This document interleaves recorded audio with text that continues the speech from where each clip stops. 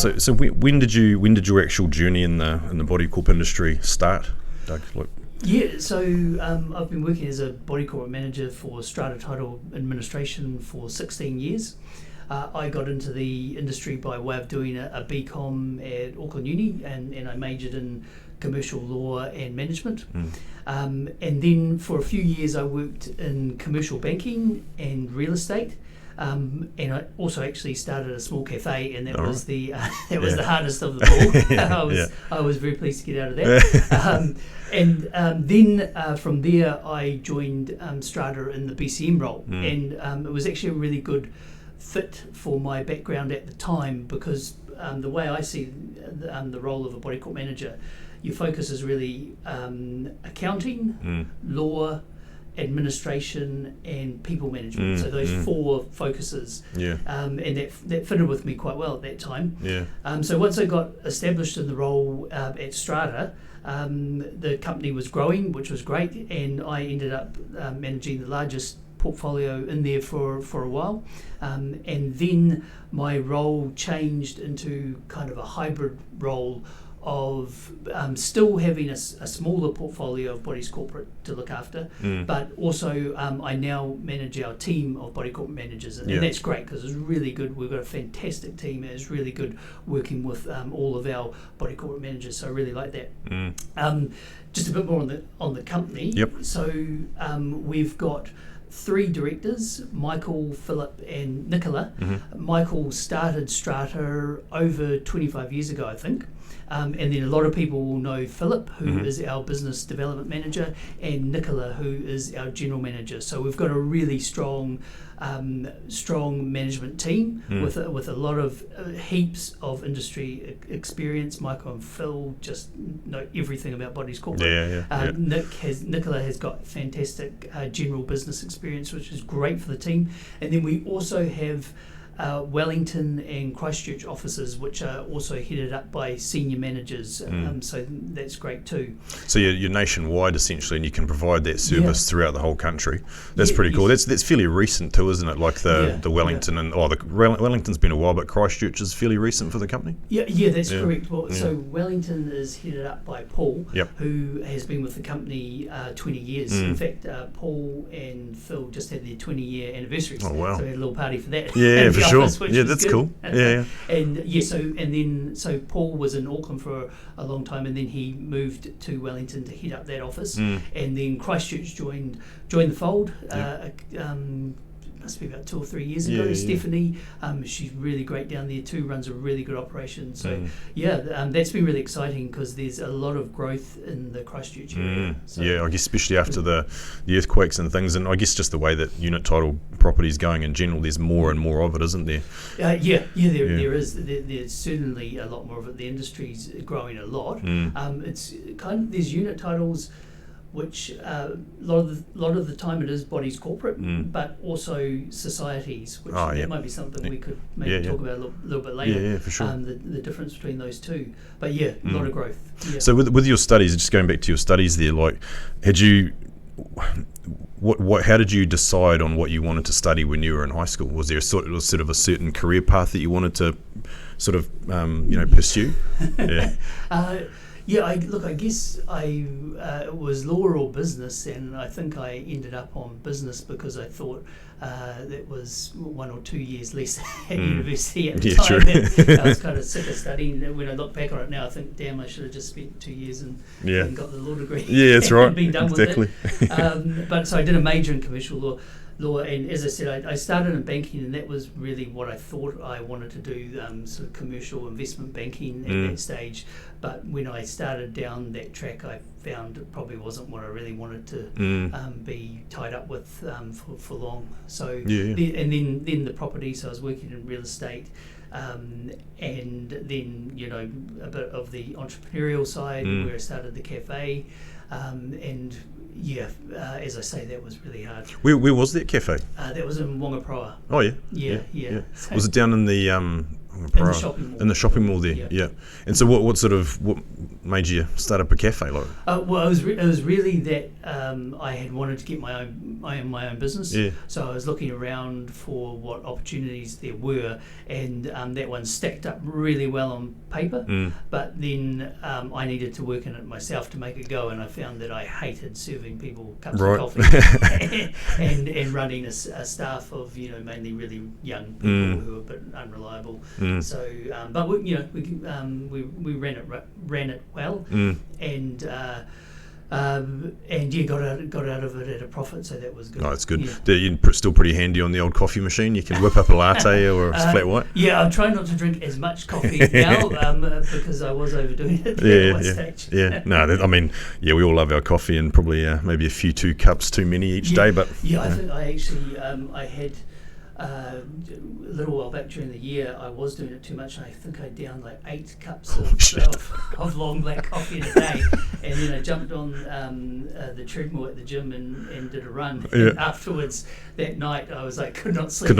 Yeah, so, you're wired on the caffeine and the adrenaline. Yeah, yes. That's full on. So obviously we've had a couple of Body Corp managers in, and I think you guys are like you're the original sort of. Like the Body Corp managers are like the original first port of call for body corporate committees and chair people and stuff. You guys tend to be their first sort of confidant that they rely on or go to. I guess the building managers probably a little bit more like of a newer concept essentially. But over the years, I think we've we know that we work well together, and we've got a lot of properties that we manage with you guys and things like that. But as far as an industry goes, it tends to be yourselves and us as the main suppliers, like the building manager, the body corporate manager, and we're there to support those, the committees and run these body corporates and things. So you guys are you're the administrators, I guess, and we're, in our role, is more, on-site maintenance focused and that sort of thing. So we call it the 3-legged stool, if you like. It's that whole thing around having the body corporate manager, us, and then the committee, and it's that triangle of people that help to run these things. So from an industry point of view, you've been in the industry a long time now.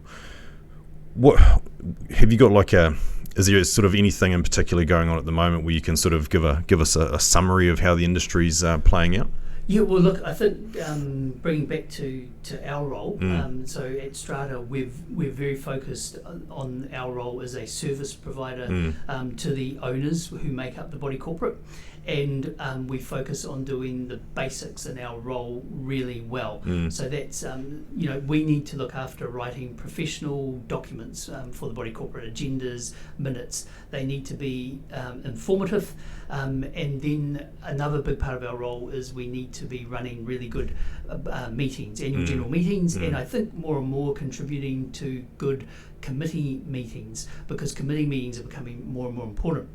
And we need to make sure all of that work is done following the laws and regulations set out in the Unit Titles Act. So that's number one, got to comply with the Unit Titles Act.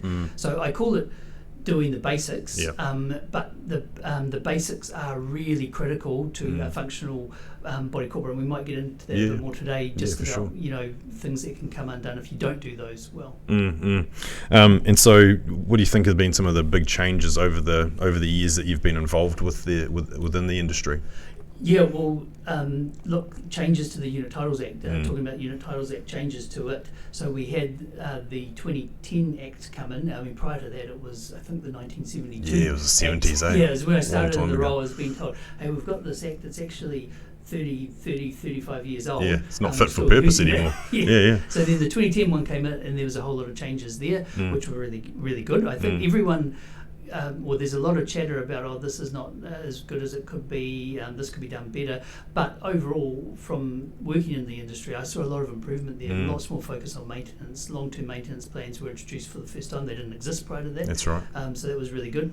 And so now we've got another lot of changes coming into the Unit Titles Act. So there's the Strengthening Body Corporate Governance and Other Matters Amendment Act that was passed last year.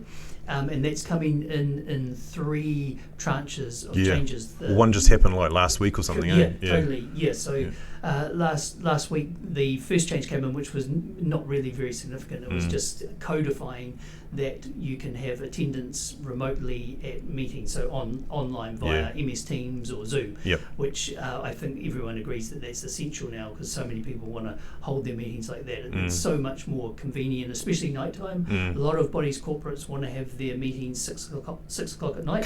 So it's so much more convenient having that and being logged on from home, so that when you finish, you're at home already. So I guess that's a real sort of outcome of COVID, like that, because that wasn't really a thing prior to COVID. Then as soon as COVID hit, they're like, okay, we still need to have these meetings, but people don't want to be in the same room as each other. How can we solve this, Exactly. I actually remember thinking at the time, my gosh, we're lucky this happened now and not 10 years earlier. Because how on earth would we have done it? But the fact that the technology was all there, it really meant that there was no changes to bodies corporate in terms of administration.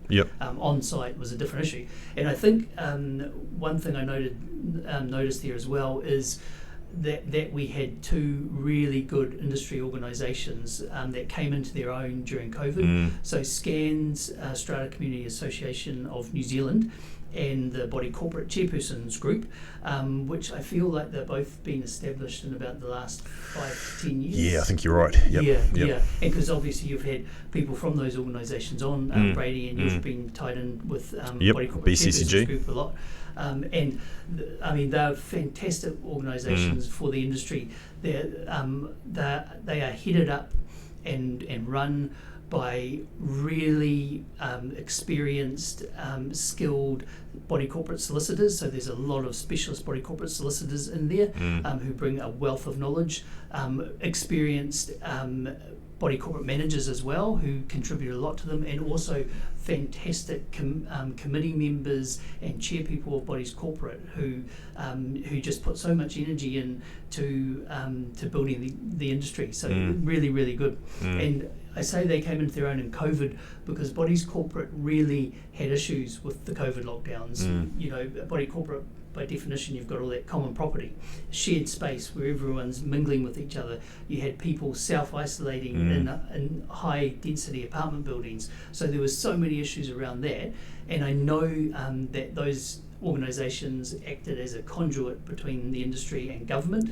And they were able to communicate to government what the problems were on the ground and what protocols and processes they needed the government to implement to work for bodies corporate. So there were people in those organisations who just were so valuable at that time. Yeah, because we found, dealing with all these new situations during COVID, that no one really had an idea about what was best practice at the time, and there was a fair bit of just we'll wait for the MSD Ministry of Health, to give us some information. That would be a bit slow in coming through, and in the meantime you'd have to make little decisions by yourself that we thought were best practice. And I think eventually they got pretty good at dealing with it, but man, there was still some times of uncertainty there. So I think you're exactly right in saying that SCANZ and BCCG did a lot of good work behind the scenes to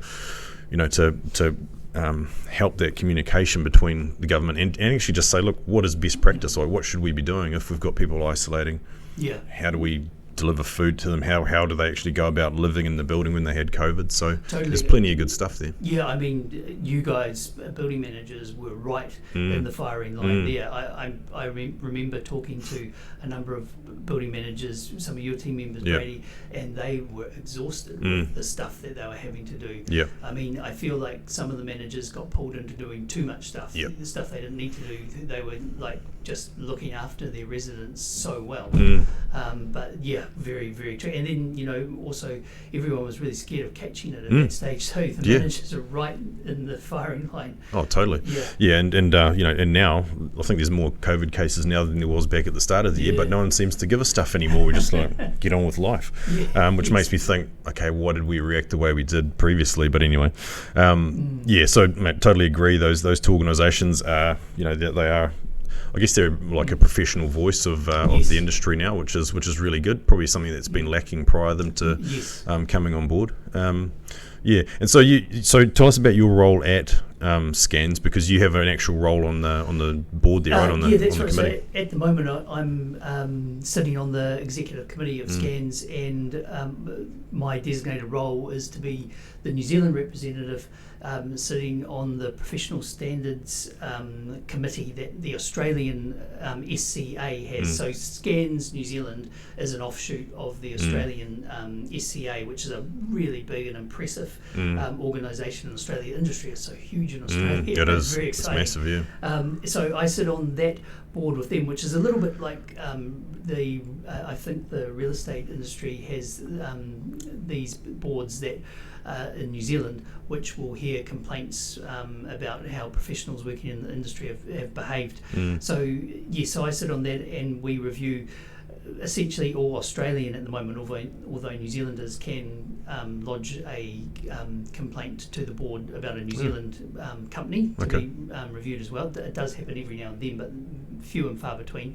There's plenty in Australia to Yeah, keep I bet the there board is. busy. Yeah. So I sit on that and hear about all of the issues that are being brought up by owners generally complaining about their body corporate manager in Australia, and it's really great to hear the Australian body corporate managers work through these complaints and establish if they are a legitimate issue, or if it's someone who is perhaps a bit unstable and not informed about how the industry works.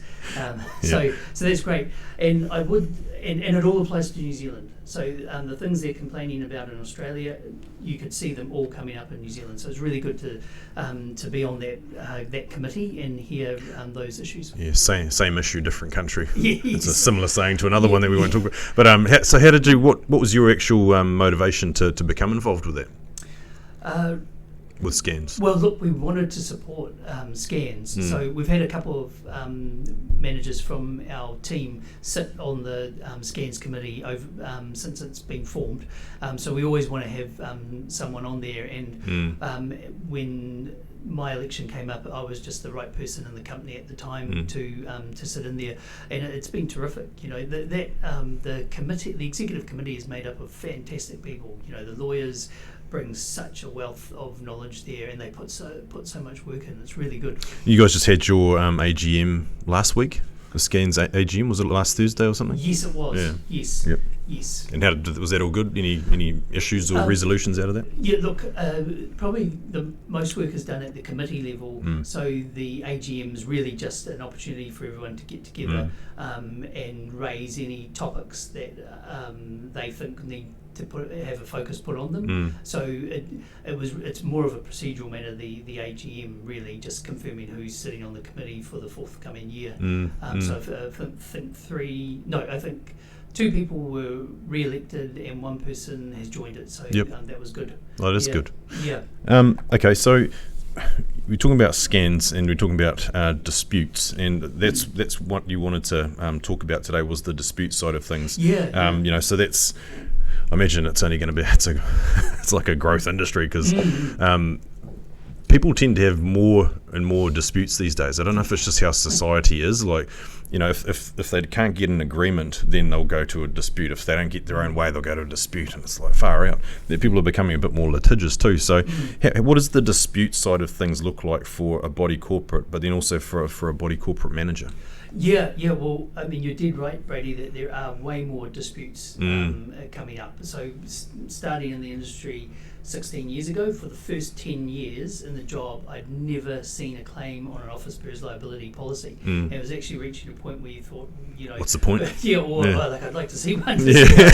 Does this insurance actually do anything? Yeah. But then in the last 6 years, I would see on average 2 claims every year. So it's gone from 10 years with nothing to I would get at least 2 claims a year now. Wow. So yeah, there's been a big growth in that. What do you think that is? Like, is that societal, or is it because there's obviously more apartments now, but is it just people these days just tend to be a lot more highly strung about certain things, and they're real quick to complain or give a negative review or whatever? Is it? Yeah. What is it? I think the first one you say, the number of people in bodies corporate has just grown. I mean, you drive around town and you see the development going on, and so much of it is unit title properties, so whether they be bodies corporate or societies. So I think the net is just cast a lot further now, and you're capturing a bigger group of people, and there is a certain seems to be a certain type of person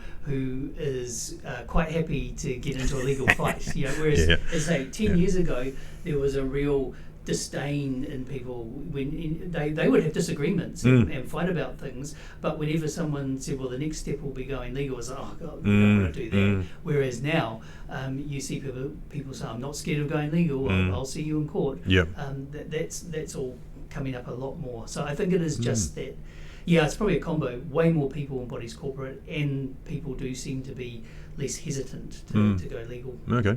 Well, so what are some examples of some like disputes that you've seen then? Like, are there any sort of classic or recurring ones that keep coming up, or are there? Yeah, well, look, I guess the first thing would be just to look at kind of the structure of how a dispute will play out.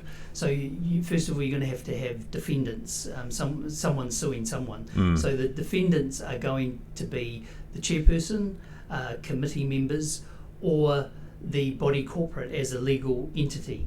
And I think that's an important thing just to note, that the body corporate is a legal entity on its own.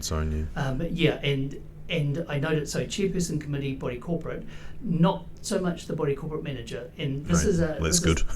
Well, I mean, body corporate managers do get sued, but more often than not, when you work through the claim, it will be established you've sued the wrong party. Right. We've had that, where we've had claims and they've been assessed by an adjudicator who said, you've sued the wrong person, go away and think if you can figure out who you should be suing. And it's because the body corporate manager is not the body corporate. The body corporate is all the unit owners collectively, and the body corporate manager does not make decisions for the body corporate. The body corporate manager is essentially, we are a service provider by contract. We're not an agent, so we're not an agent. And that was a bit of a change, because under the 1972 Act, there was the ability for the body corporate to be a body corporate manager to be an agent. They're not an agent now. That's actually a really important point to make, because you hear a lot of people banging on about how I'm going to sue the bloody body corp, and it's like, you mean the body corporate or the body corporate manager? Or they always talk about the body corporate as being what you guys do, and it's clearly not. So that's good to actually clear that up. Absolutely. And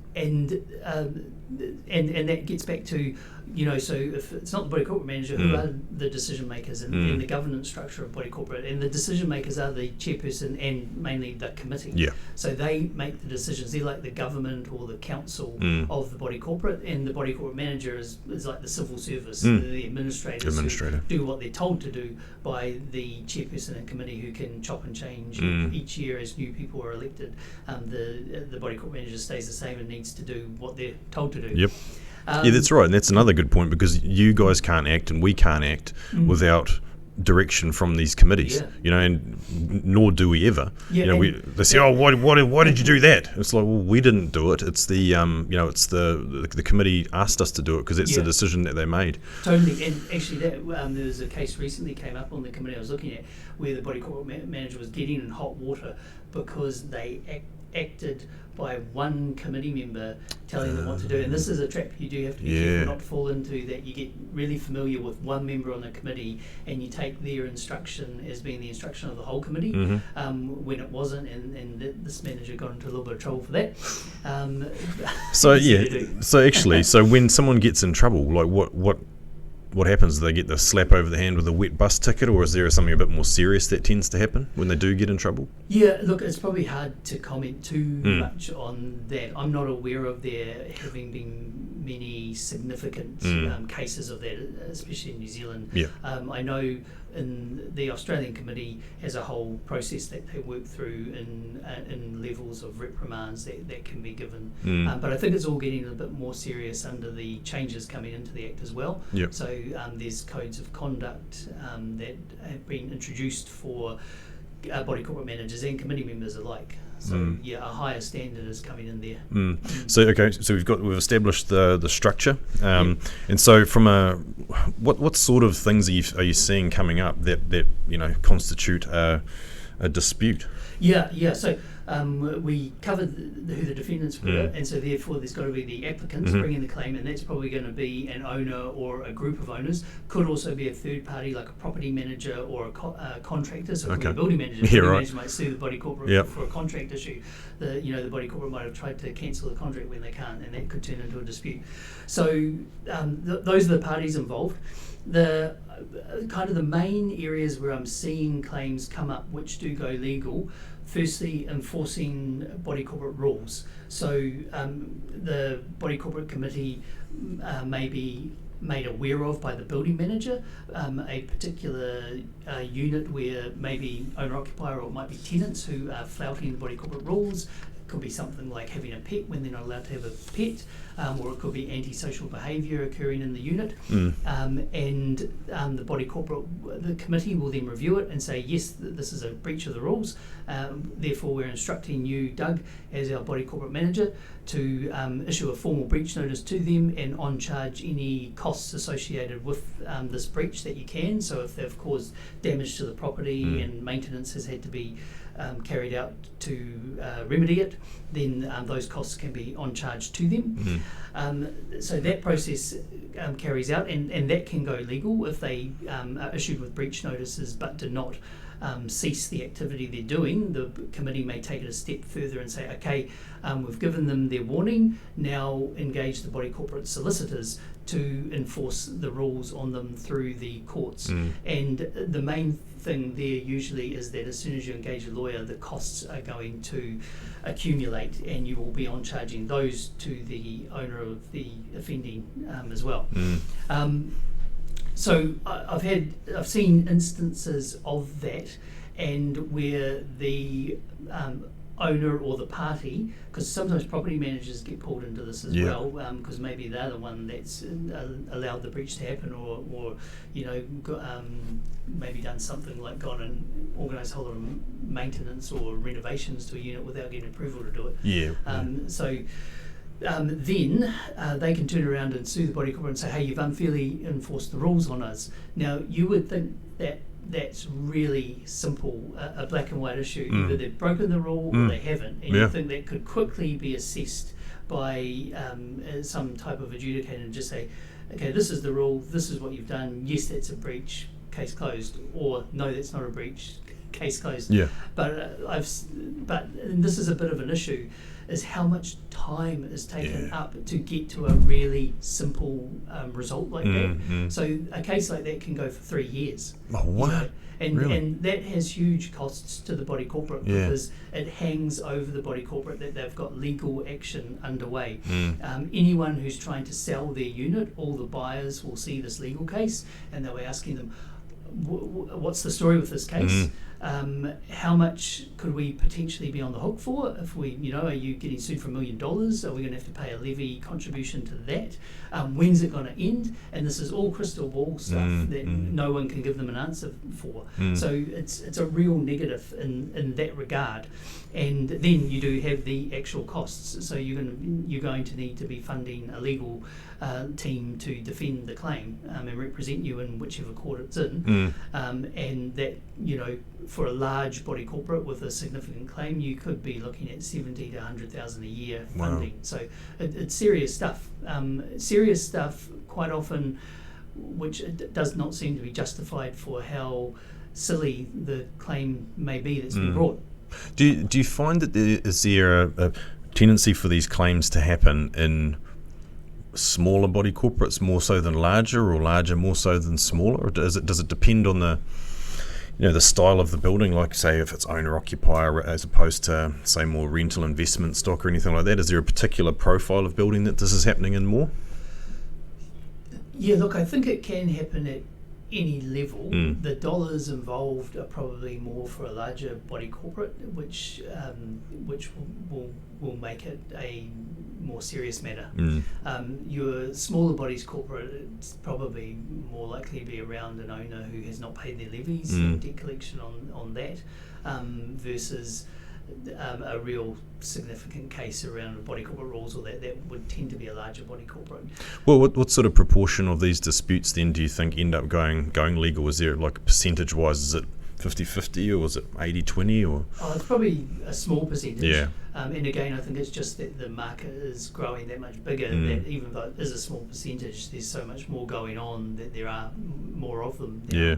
Do you think there's a need for, like, a specialist, because I know everything goes through the tenancy tribunal these days for most property matters, right? And I don't know if they've got the capacity, to be dealing with, disputes of that nature versus someone who hasn't paid their rent or whatever. Do you think there needs to be more of a specialist avenue for body corporates? Yeah, well, I actually read an Australian article recently, and there's a lobby in Australia who's pushing for some type of industry expert panel that can quickly assess a claim, and the goal is to weed out the frivolous claims that are perhaps based on just a lack of understanding of body corporate law, and where you can see someone's clearly got the wrong end of the stick and they're bringing a claim when there's no grounds to. And so this article that I was reading, which I know has garnered quite a bit of interest, was advocating for a panel made up of really experienced and respected industry professionals to be able to review those as a first port of call, and then say to the claimant, look, no, you have got the wrong end of the stick here. Nothing wrong has really been done. It's just, I don't think you understand this is the way that the industry works and that the law is implemented. Yep. Or, say, no, look, these guys have got a legitimate point here. It looks like something hasn't been done the way it should be, so that looks suitable to continue on. Yeah. And whether it would be binding or whether it would just simply be a recommendation to the person to say, hey, this is our opinion. It's up to you if you go forward or not, but this is our opinion. Yeah. That sounds really good, and I know there's quite a bit of support for something like that in New Zealand too, because at the moment the things just go straight to tenancy tribunal, district court or high court, depending on how much money's involved and the nature of the claim. Yeah, because it's quite a unique sort of situation where you do have, say, people that are part of an organisation, and then all of a sudden they can be suing each other, and so internally and as well as externally as well. Like people can come at you from outside the organisation. Is that quite a unique sort of? It must be quite a unique environment, surely. Yeah, look, it is really interesting. And I have seen instances of that where committee members fall out with each other. So perhaps a committee member has got strong views on an issue and something comes up for a vote and it goes against them, and you I don't want to talk about any particular cases. No particulars. But there are situations where a committee member might take an action because they didn't like the outcome of a vote, and well, you kind of ask yourself, that's how a committee works. Yeah. A committee works by it's democracy. voting on something and the majority rules. Yeah. And again, that can go to a case and take a year for a ruling to come out saying, no, this is how the Unit Titles Act works. We set up committees and the committees make decisions by majority votes. And so really, you've had to drag the body corporate through a whole year for a decision that just seems so logical and straightforward. I can understand that where, say, someone doesn't get a decision that they wanted or they thought would benefit the entire group based on if there was, like, say, proxy farming involved, because that used to be a really big issue, and I think the part of the new revisions to the Act is actually helping deal with proxy farming or daisy chaining, whatever they call it. I don't think it's actually gone into it. Oh, isn't it? There was a lot of discussion around that, right, and there were proposals to put some quite different rules in place. However, I don't think anything substantial made it through the review process. That's a shame, because that is an issue, I think. Like how you get people that just they won't buy votes essentially, but they gather up a whole lot of votes, and they essentially start to control everything, and not necessarily for the best interests of the of the entire body corporate. It's an interesting one. I've heard arguments for it and against it. People are saying, well, if you restrict how many proxies someone has, surely someone should be able to give their proxy to whoever they want to, and it shouldn't be a case of, Joe Bloggs has given their proxy already to this person, so I'm not allowed to. Silly. Yeah. So, but then I can totally understand what you're saying, Brady. I guess it's horses for courses. I mean, it really depends on the issues that are being discussed at the time, and certainly if there's any disputes and things, where it could be even more contentious with proxy farming, then you want to try and avoid those situations at all costs. And I remember what you're saying before about how things have changed over the years, and legal action used to be a real last resort previously.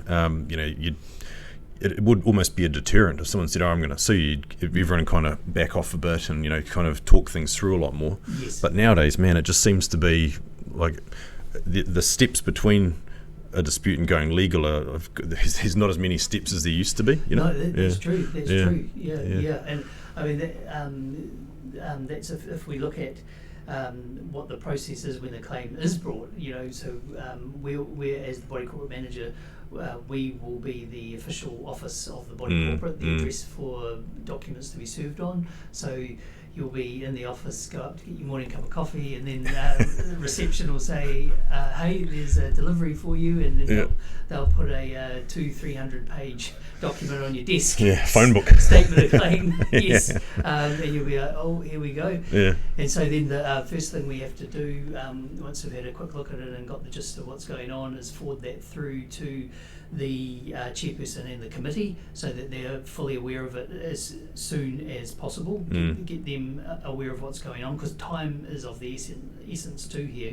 If they've filed a statement of claim, you're going to have to respond to it. Then we will recommend to the committee that they engage a specialist body corporate manager very quickly, so that the body corporate manager or lawyer? Specialist body corporate solicitor. Very, very quickly, so that they can assess the claim. And if it's a claim with a whole lot of technical detail in it, they're going to need some time to digest all of that too, and respond quickly. But I really stress that getting a good specialist body corporate solicitor engaged to represent the body corporate very, very quickly. And there are a number of those out there, I guess. But there's a few, I guess, that have more of a profile than others that are involved in the SCANZ and BCCG and that. And they're the ones that you want. I guess they've got the profile, they've got the experience, they understand body corporates inside out. Absolutely. We're very well served in the body corporate industry by a good large group of specialist body corporate solicitors.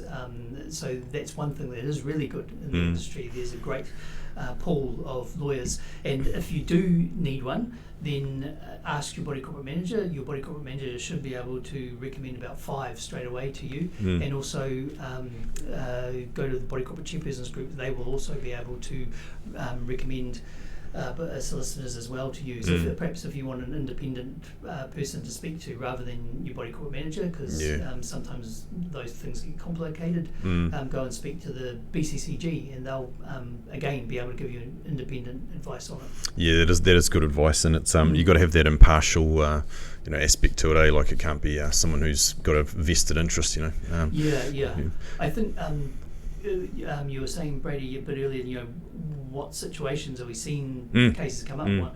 From another one I'll mention is, I mentioned how the enforcement of rules can be contentious, but another area that can certainly be contentious is the actual rules that get passed. And we've seen that more lately with some bodies corporate passing rules which some owners don't support, and they may challenge them. And one that I wasn't involved with at all, but was written about in the Herald, and I'm sure you saw it, Brady, where a body corporate passed a rule which was just a blanket ban on the body corporate not being allowed to have any tenants who were the recipients of social welfare benefit of any kind. So, good luck. So that of any kind of any benefit. kind at all. So Well, I mean, that seems to me like it would be someone who falls over, breaks their arm, and's on ACC. That's right. Suddenly you're not allowed to be a tenant here anymore. It seemed a bit rough. Yeah. But with all kind of looking at it properly, I'm sure the committee was coming from a good place, because we do know that there's been a lot of crime increase in the inner city, and that's something that bodies corporates have really been. It's been a real serious issue that bodies corporate are having to deal with, the increase of crime and antisocial behaviour around them and inside their buildings. And so I'm sure that committee was coming from a good place, wanting to try and do something to keep their other residents safe. Yeah. But I think it highlights that get a specialist body corporate solicitor to review the wording so they can lead you down the right path. Yeah, because it sounded like that particular case, like they didn't have any or decent legal representation to say, are you sure you want to go down this track, or are you sure this is actually, because you get the Human Rights Commission and all sorts of people involved, and it's like, they needed someone to say, we get what you're trying to say and do, but you can't specifically target people like that. Or you can't just throw a blanket over it and say any beneficiary. They probably should have sought advice, because to end up in the media over something like that is not good for the organisation. And everyone I spoke to thought that one had gone a bit too far. As I say, everyone could understand where they were coming from, but it was like, oh gosh, that's too too general. So if we go back to the whole dispute process, how does it play out, say, on the day? Like, do you guys have to represent your client, or do you roll up to the court, or how does it actually go on the day? Yeah, so the lawyers will guide you through the whole process, and they will vary a lot between a small matter that just stays in the tenancy tribunal through to a serious case that's going to the High Court. Yep. So with your High Court cases, it's going to be a long process. There's going to be a whole discovery process where documents are sought from committee members and from body corporate managers. So body corporate managers get pulled into that a lot there, where they're having to provide all the records of past minutes and documentation, and that's an area where it brings home just how important those documents are. And I think I said earlier, committee meetings are becoming as important as general meetings, because these court cases will dig down into the detail of what has been discussed at committee level, and what decisions have been made and what process has been followed to get there. And what you need is committee meeting minutes that record all of that thoroughly and accurately. And this is something that committees should watch, because if it's a case of nobody wants to do the minutes of a meeting, and it's kind of who draws the short straw to do them, and that person's that's not their thing. They haven't got experience in that. They're not very good at it, and they put something together that's a little bit rough. That's a big problem. And so, if you're the committee, I would strongly advocate they just engage their body corporate manager to do their committee meeting minutes, just like they do their annual general meeting minutes. They're the industry professionals. That's what they do for a living. They should be writing them for you. There are exceptions where a committee may have a lawyer on it, or some other similar professional who's really good at writing minutes, and that's fine. But if you don't have that, for the sake of perhaps a couple $100 getting your body corporate manager to do them, I would highly recommend you do that. Yeah, that's good advice, because like you say, if you need those words further down the track in a dispute, they've got to be accurate words, and they've got to be detailed words to to help with the case and that. So then they go through the process at, is it the disputes tribunal they go to, or is it the tenancy tribunal? As I say, depending on how much money is involved and the nature of the claim, it could go to tenancy tribunal, disputes tribunal, or the High Court. And then so the resolutions that come out of these disputes, are they sort of substantial enough to be become sort of case law, or is it? That's actually that's one thing. That's a good side of these cases, is that you may get a judgment from them, which is really helpful for other bodies corporates where the same situation comes up.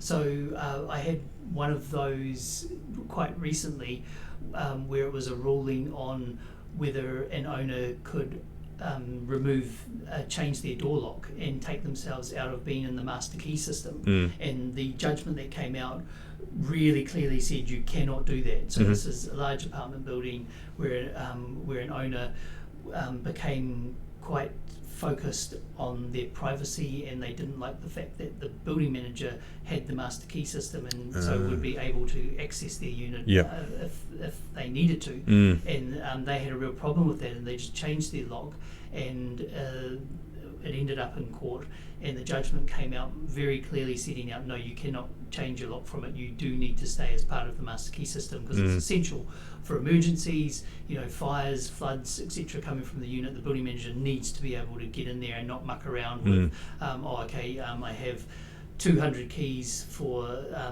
all of the units, and then I have to have one extra one special for this key, one scanner for this unit, and something like that. So that was really good, and that issue does come up more than you'd think. You do get a few people who are a little bit touchy about the master key system. So it's really useful to be able to quote judgments like that. Yeah, and I guess especially if they've had an issue like previously, say they might have had an issue with with security, or someone accessing their property without their knowledge, like that, and that can be, I can understand how people would get quite touchy about it. Yes. But there's good reasons for these things to exist at the end of the day. Yeah. And so what you were saying before in Australia, how they've got this, I guess, developing this forum where these decisions can be made without going legal as such. I guess, is that what they're trying to do over here, where they, they've got all these judgments and that. But I guess they need to be accessible, and they've got to be, I guess, arranged in a way where people can get to them quickly. So they go, okay, we've got this issue. Has this ever happened before? Yes, it has. What was the judgment there? Is that the sort of thing they're trying to develop in New Zealand? Yeah, look, I don't think there's too much movement on it at this stage, but I know from talking to other body corporate managers and lawyers as well that there is support for something like that, which it's very hard to see how something like that would become binding. So it would probably need to be a voluntary process that parties agree to participate in. Yeah. But there's certainly a lot of interest around it. Yeah. And because it's you can see the point of it, having like a central place for all these different judgments and resolutions to be stored, so that they're, you can find out, okay, what happened in that case of that building, and what did they do, and how did it pan out? Totally. I guess that's what happens when it goes to court. The adjudicators and judges will be referring to all of those as well.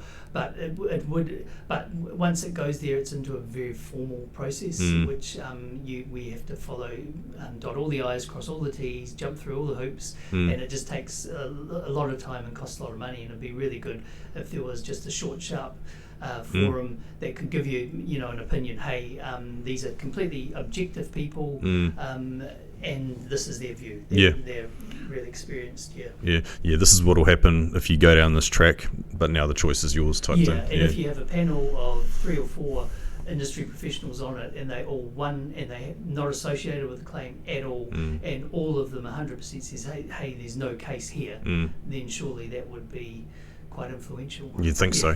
Yeah. I've seen a few people in the body corporate industry that would probably still, progress with that. But you mentioned earlier about office bearers' liability. Yes. That's an insurance cover. Tell us a bit more about that, because that is. I remember when that first started coming up, and there were a lot of questions asked around it. And so, tell us about the office bearers' liability. Yeah, look, there's a couple of key points that I would like to emphasise on that. The first is that not all office bearers' liability policies are equal. You really need to look at the cover in your particular policy.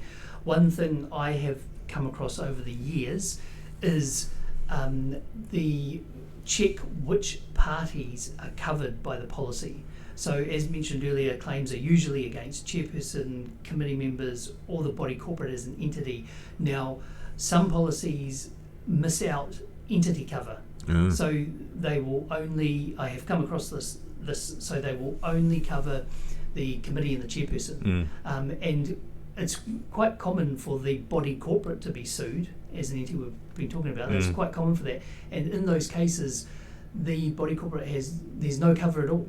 So because the chairperson and the committee weren't sued, and it was the body corporate that was sued, then they go to put a claim in on their policy, and it's declined because the cover is only for committee and chairperson, and there's no entity cover. So I really recommend everybody corporate does check that, because that can have massive implications. And I've seen policies from some of the biggest, most reputable insurers that have left that out. So you can't take it for granted that that is in there. So you got to basically get in touch with your body corp manager, who will go to the broker and do that, or do people just approach the broker directly if they're on a committee? Either or. Either or. I mean, I would think it's easier to talk about it with your body corporate manager and have the body corporate manager nut that out with the brokers. Yep. But I mean, the owners and committee members are also always welcome to talk to the brokers directly as well. Yeah. And so, what sort of things does Office Bearers cover committees for? Like, how does it actually help protect them? Yeah, well, look, one thing I would cover on that topic is that committees, when you've got that cover, it's not just, okay, we can go do anything we want to do because we've got that cover. No, you've still got to do as good a job as you can, not to put yourself in, open yourself up to a claim.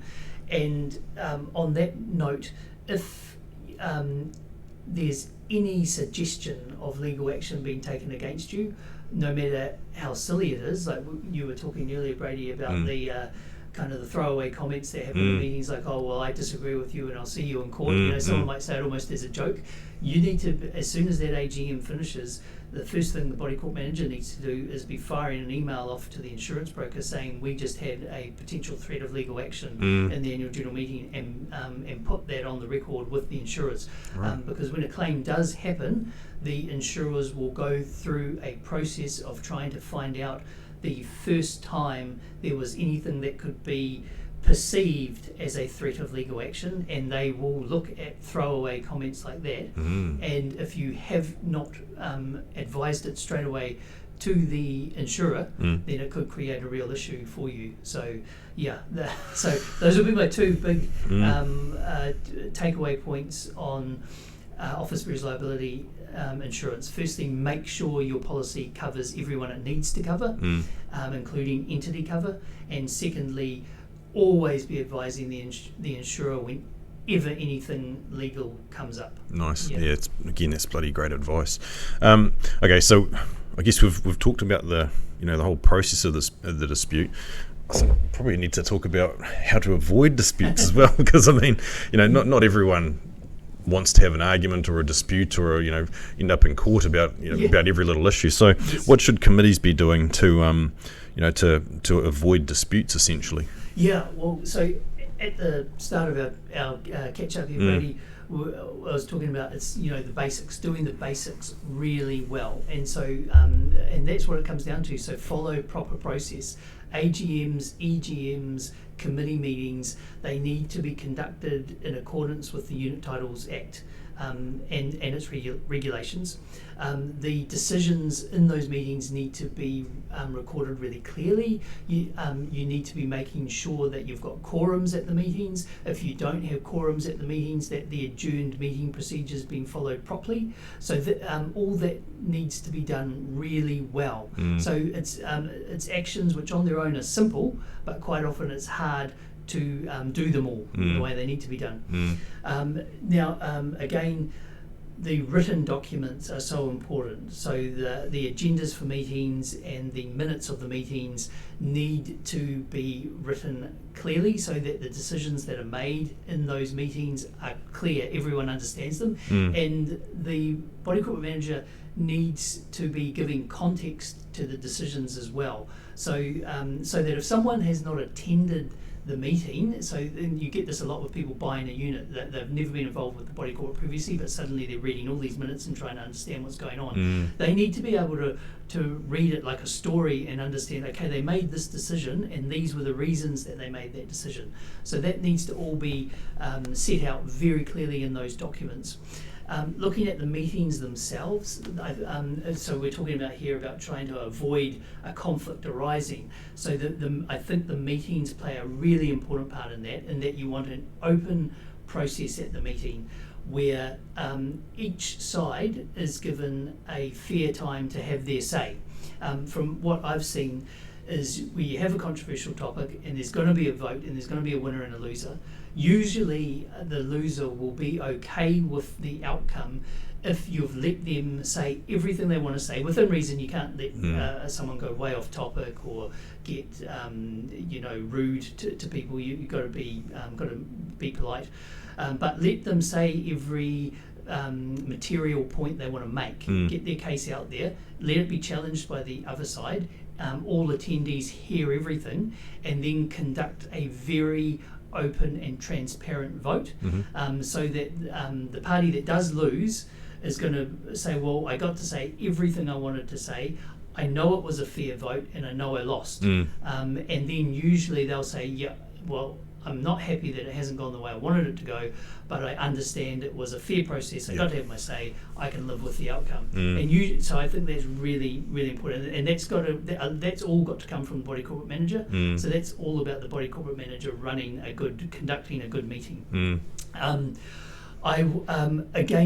We've mentioned a few times through today that a lot of disputes come up because people just simply don't understand the law around the body corporate and how body corporate works. So as body corporate manager, we should also be encouraging education of our owners, and the BCCG and SCANZ are brilliant for that. They are running online webinars frequently, and training programs, which owners and committee members can go along to.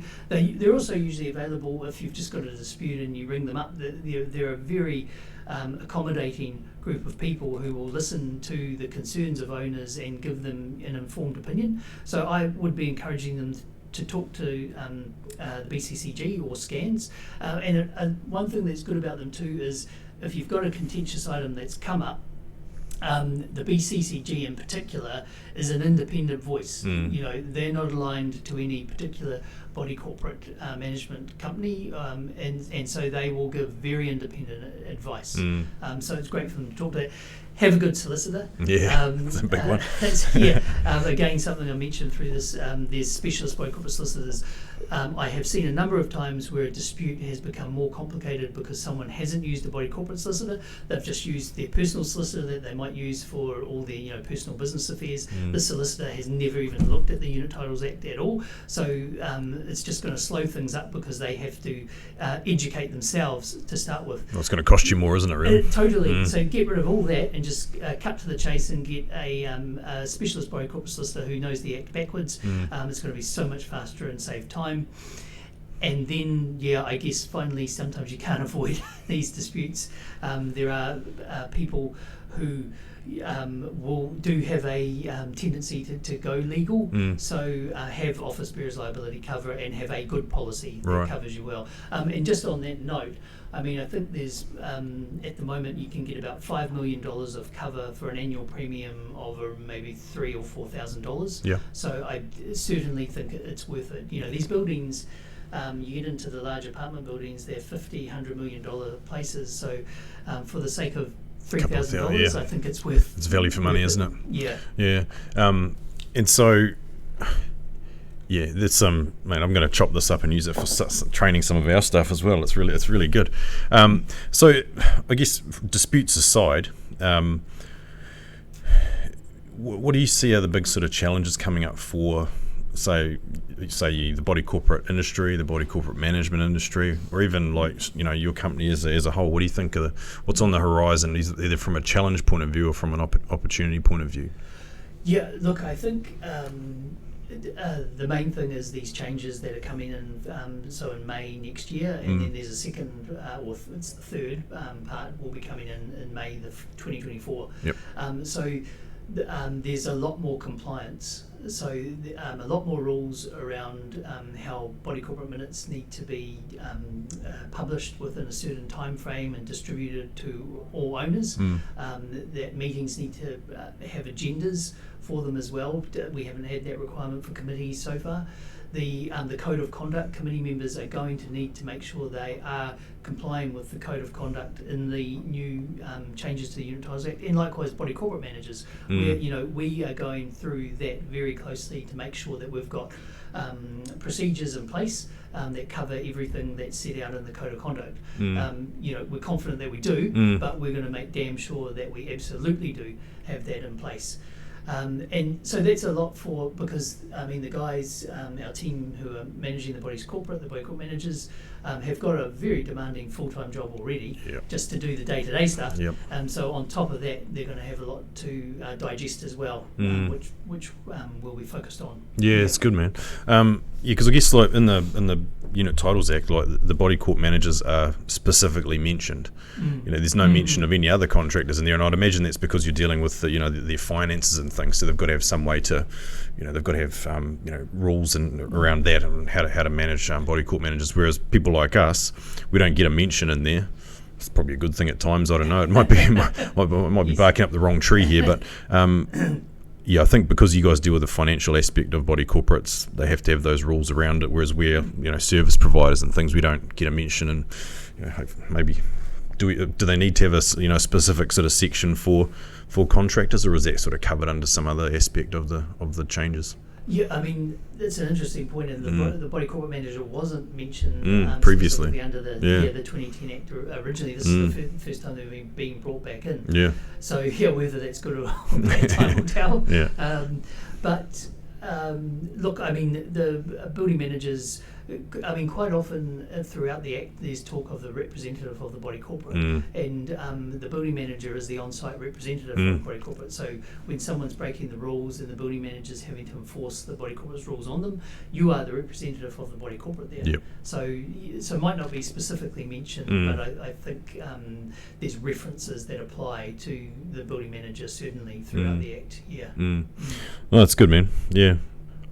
Well, man, today's been very informative for me, mate. It's been bloody good. Like, I've learned a lot just sitting here and and listening to what you've had to say, mate. Really appreciate your time for coming in and giving us an insight into not just body corporate management and into your company at Strata Title Administration, but the specific topic around disputes and the way that you speak very confidently and open and clearly about it. You clearly understand this whole subject inside out. So should if people ever need a dispute issue, they go and see Doug at Strata and he'll point you in the right direction. So appreciate your time today, mate, and it's good to catch up with you.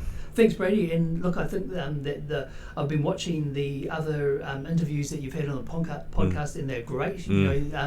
They're so applicable to the industry. We mentioned earlier how you were actually involved a bit in the setup of the BCCG. Yeah. So you've back in the day. I reckon you do a great job bringing some innovations to the industry. Mate, that's what it's all about, and I think I don't know if we do it rightly or wrongly, but it's I'm passionate about the industry. Like we've been in it for a long time, as have you, and I think the industry needs good people. And it needs people that can offer. Mightn't be. We don't want to offer the same things as everybody else. We want to come up with different perspectives and points of view, and who knows, someone might listen to one idea one day and it might work. But from a point of view of just spreading information around the industry and stuff, I'm certainly enjoying doing this and talking to people like yourselves. And it's good, man. It's good just to chat. And like I said, I've learned a lot just sitting here today. But we'll continue to learn. So it'd be good to get you on some other time and chat about another aspect, because it's certainly, this industry covers a wide range of topics and duties and things, and there's always a story to tell. So absolutely. Cool, man. Appreciate your time. Thanks, Brady. Cheers. Mate.